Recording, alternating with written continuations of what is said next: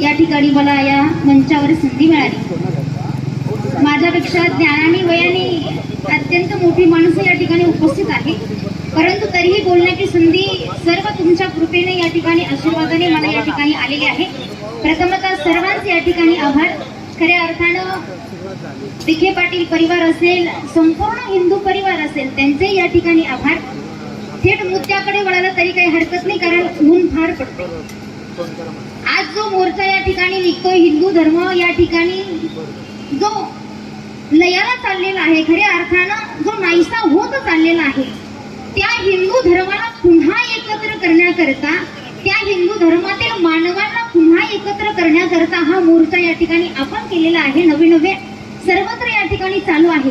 परंतु त्या बांगलादेशामध्ये ज्याचा हा विषय आहे, ज्या बांगलादेशाचा निषेध करत असताना त्या बांगलादेशामध्ये आपल्या हिंदू बांधवांवर या ठिकाणी जो अत्याचार, अन्याय सहन करावा लागतो, त्यांच्यावर होत आहे, त्या अन्यायाविरुद्ध निषेध करण्याकरता आपण आम्ही या ठिकाणी जमलेलो आहोत।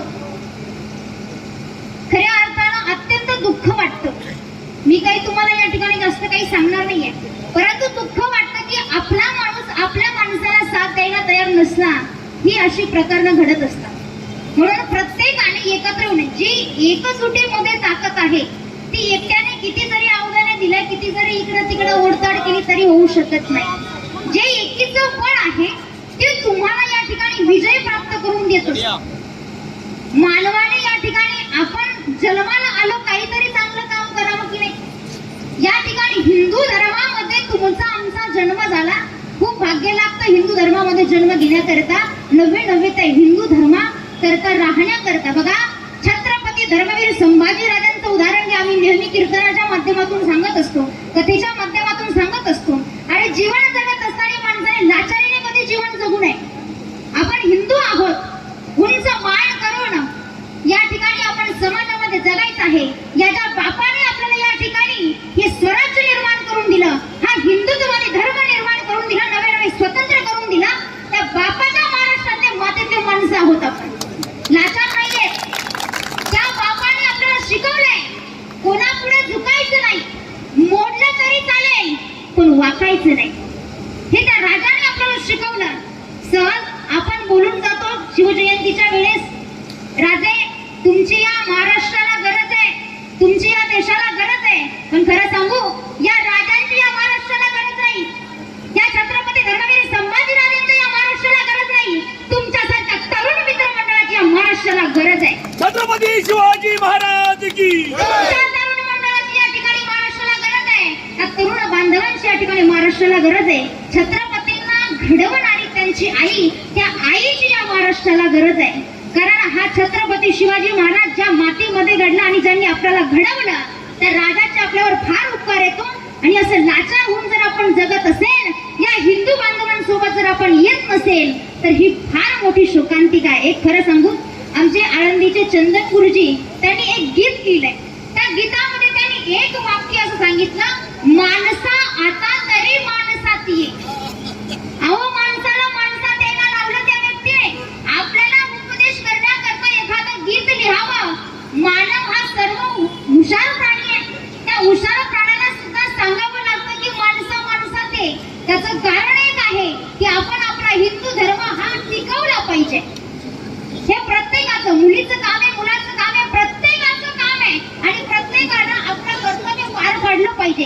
ज्या छत्रपती धर्मवीर संभाजीराजांच्या देहाचे तुकडे तुकडे करणारा का औरंगजेब बादशाह, त्याचा डोळे घालून बोलणारा माझा छत्रपती धर्मवीर संभाजीराजा वाकला नाही, झुकला नाही, मरण पत्करलं पण धर्मत्याग करणार नाही, ही त्या राजाची शपथ। धर्मवीर संभाजी महाराज की, मरण पत्करलं पण धर्म या ठिकाणी त्याग करणार नाही, धर्माचा त्याग करणार नाही, धर्म सोडणार नाही, ही निष्ठा माणसामध्ये पाहिजे।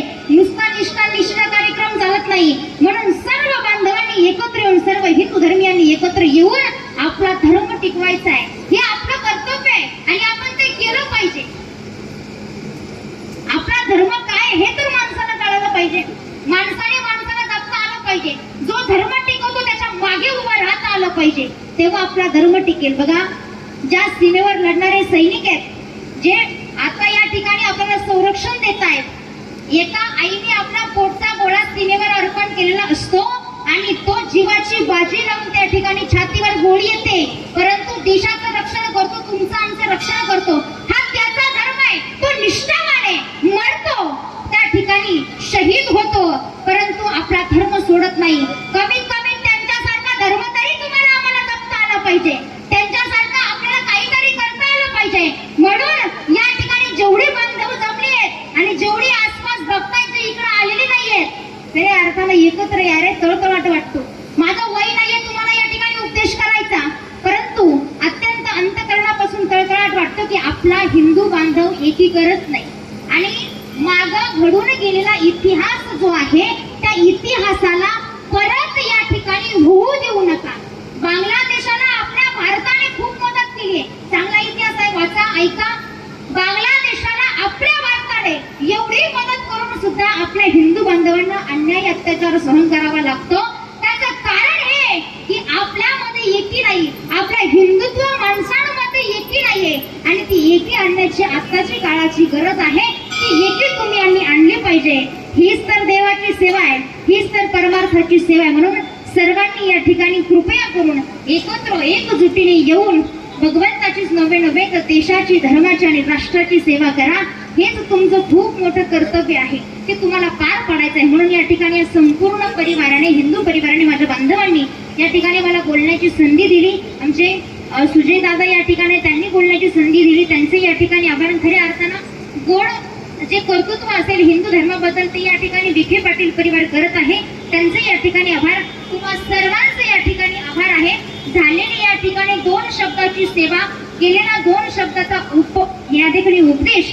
वय कमी आहे, तुम्ही ज्ञानाने आणि वयाने मोठे आहात, तरी वाणीच्या आवाजातून कोणालाही काही चुकलं असेल तर माझे मला या ठिकाणी माफ करावं. या ठिकाणी मी तुमचा निरोप घेते.